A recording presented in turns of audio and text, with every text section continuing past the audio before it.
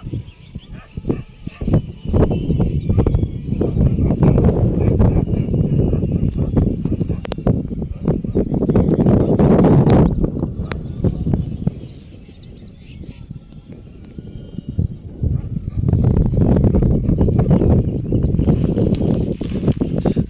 मित्रांनो, आपण काटेवाडी येथील गट नंबर 224 मध्ये उभा आहोत।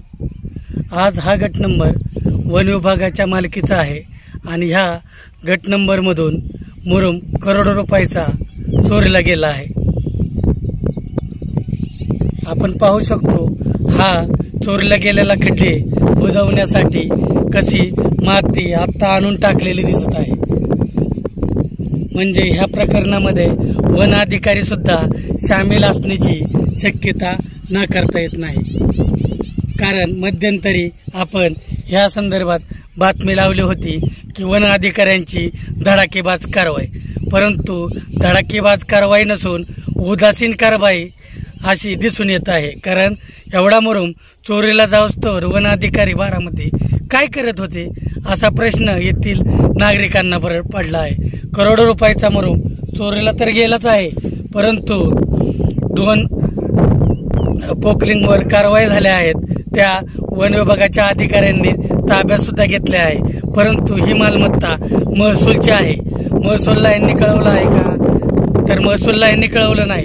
यांच्या वरिष्ठ अधिकाऱ्यांना हे असा रिपोर्ट पाठवणार आहे असा गोपनीय माहितीदाराकडून कळाला आहे की त्यामध्ये यांनी स्पष्ट उल्लेख केला आहे की हा जो मुरुम चोरीला गेला आहे किंवा चोरून नेला आहे, हा जेथे कुठे कॅनलचा भराव फुटला होता तिथे टाकला आहे।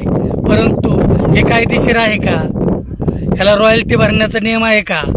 जर सरकारी मालमत्तेमधून मुरुम चोरीला जात असेल दिवसाढवळ्या, तर वन परिक्षेत्र बारामती हे सुरक्षित आहे का असा प्रश्न निर्माण होत आहे। त्यामुळे सजीव संरक्षण आणि जागृती संस्थेच्या वतीने या भ्रष्ट अधिकाऱ्यांच्या विरोधात जनआंदोलन होणार आहे।